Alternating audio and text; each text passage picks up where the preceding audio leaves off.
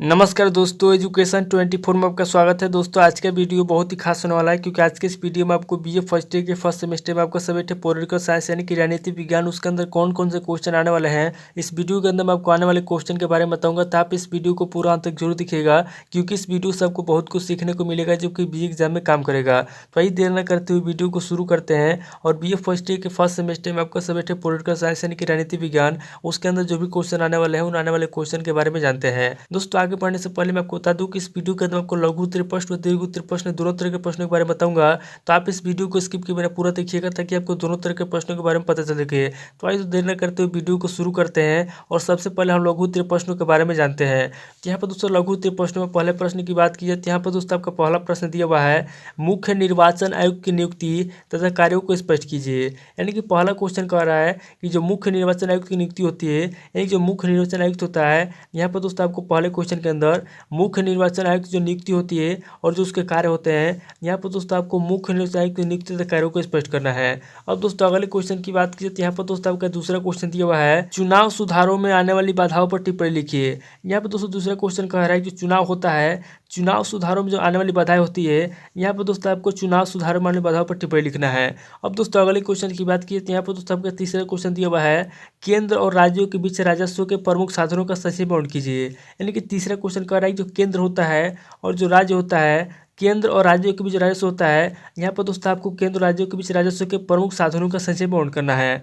अब दोस्तों अगले क्वेश्चन की बात कीजिए तो यहाँ पर दोस्तों आपका चौथा क्वेश्चन दिया हुआ है, फौजदारी न्यायालय पर संक्षिप्त टिप्पणी लिखिए। यानी कि फौजदारी न्यायालय क्या होता है, यहाँ पर दोस्तों आपको फौजदारी न्यायालय पर क्या करना है, संक्षिप्त में टिप्पणी लिखना है।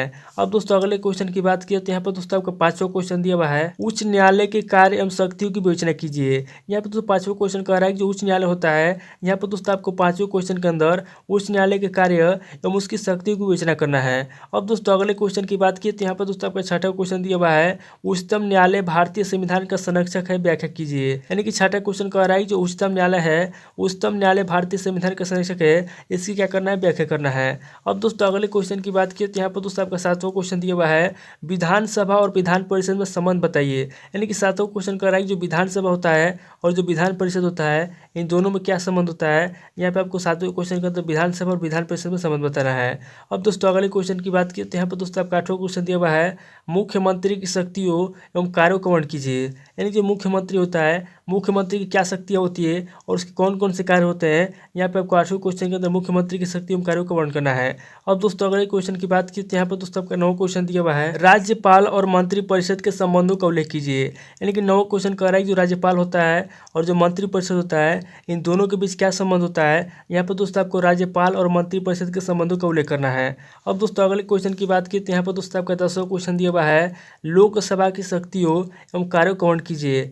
एक जो लोकसभा होता है, लोकसभा की जो शक्ति होती है और लोकसभा के जो कार्य होते हैं, यहाँ पर दोस्तों आपको लोकसभा की शक्ति एवं कार्यों का वर्णन करना है। अब दोस्तों अगले क्वेश्चन की बात की तो यहाँ पर दोस्तों 11वां क्वेश्चन दिया हुआ है, भारतीय मंत्री परिषद के संसद से संबंधों की समीक्षा कीजिए। यानी कि 11वां क्वेश्चन कह रहा है कि जो भारतीय मंत्री परिषद होते हैं, भारतीय मंत्री परिषद के संसद से क्या संबंध होते हैं। यहाँ पर दोस्तों 11वां क्वेश्चन के अंदर आपको भारतीय मंत्री परिषद के संसद से संबंधों की समीक्षा करना है।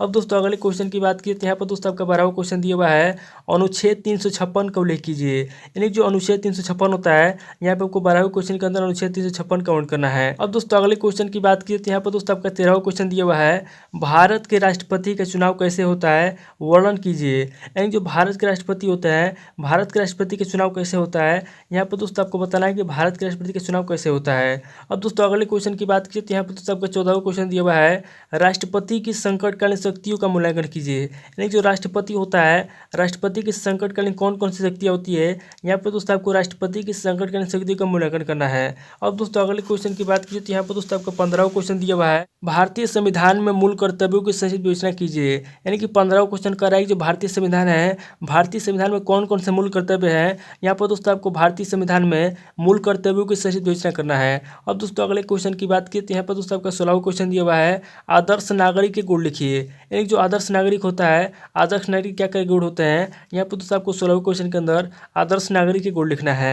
अब दोस्तों अगले क्वेश्चन की बात की तो यहाँ पर दोस्तों आपका 17वां क्वेश्चन दिया हुआ है नेहरू रिपोर्ट 1928 की प्रमुख सिफारिशें क्या थी। यानी कि 17वां क्वेश्चन कह रहा है जो नेहरू रिपोर्ट है जो 1928 में प्रस्तुत की गई थी उसकी प्रमुख सिफारिशें क्या थी। यहाँ पर दोस्तों आपको नेहरू रिपोर्ट 1928 की प्रमुख सिफारिशों के बारे में आपको बताना है। अब दोस्तों अगले क्वेश्चन की बात की तो यहाँ पर दोस्तों आपका लघु उत्तर प्रश्न का लास्ट क्वेश्चन दिया हुआ है, 18वां क्वेश्चन दिया हुआ है भारतीय राष्ट्रीय कांग्रेस की स्थापना तथा उसके उद्देश्यों की विवेचना कीजिए। यानी कि 18वां क्वेश्चन कह रहा है कि जो भारतीय राष्ट्रीय कांग्रेस है उसकी स्थापना कब हुई और उसके क्या उद्देश्य हैं। यहाँ पे आपको 18वें क्वेश्चन के अंदर भारतीय राष्ट्रीय कांग्रेस की स्थापना और उसके उद्देश्यों की विवेचना करना है। दोस्तों टोटल आपका 18 क्वेश्चन होंगे जो कि आपका लघु उत्तर प्रश्न पूछेंगे।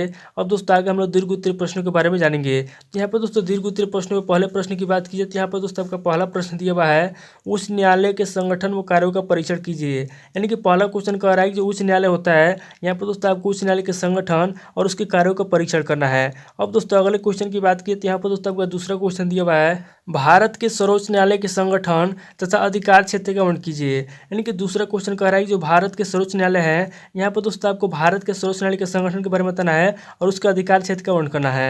अब दोस्तों अगले क्वेश्चन की बात की तो यहाँ पर दोस्तों आपका तीसरा क्वेश्चन दिया हुआ है विधान परिषद की रचना एवं कार्यों की विवेचना कीजिए। यानी कि जो विधान परिषद होता है, विधान परिषद की रचना कैसे होती है और उसके क्या कार्य होते हैं। यहाँ पर आपको तीसरे क्वेश्चन के अंदर विधान परिषद की रचना और कार्यों की विवेचना करना है।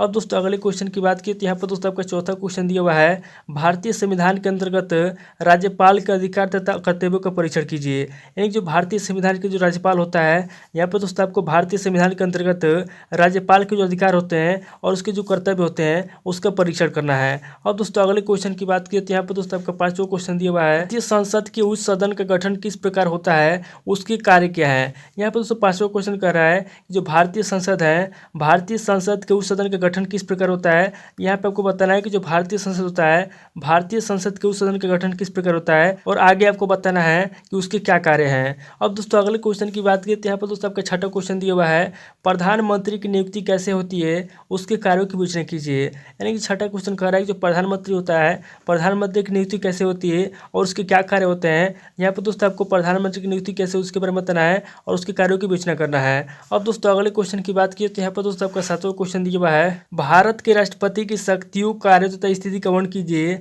क्या वह संकट काल में तानाशाह बन सकता है। यानी कि दोस्तों सातवां क्वेश्चन कर रहा है जो भारत के राष्ट्रपति है, यहाँ पर दोस्तों आपको सबसे पहले भारत के राष्ट्रपति की शक्तियों के बारे में बताना है, उसके कार्यों के बारे में बताना है और उसकी स्थिति का वर्णन करना है। और दोस्तों यहाँ पे आपको बताना है कि जो भारत का राष्ट्रपति है क्या वह संकट काल में तानाशाह बन सकता है। यानी कि जो राष्ट्रपति है क्या संकट काल में तानाशाह बन सकता है कि नहीं बन सकता है। यहाँ पर दोस्तों आपको बताना है कि राष्ट्रपति संकट काल में तानाशाह बन सकता है कि नहीं बन सकता है। अब दोस्तों अगले क्वेश्चन की बात की तो यहाँ पर दोस्तों आपका दीर्घ उत्तर प्रश्न का लास्ट क्वेश्चन दिया हुआ है, यानी कि 8वां क्वेश्चन दिया हुआ है भारतीय संविधान में संशोधन की प्रक्रिया की विवेचना कीजिए। यानी कि भारतीय संविधान है, यहाँ पर दोस्तों आपको 8वें क्वेश्चन के अंदर भारतीय संविधान में संशोधन की प्रक्रिया की विवेचना करना है।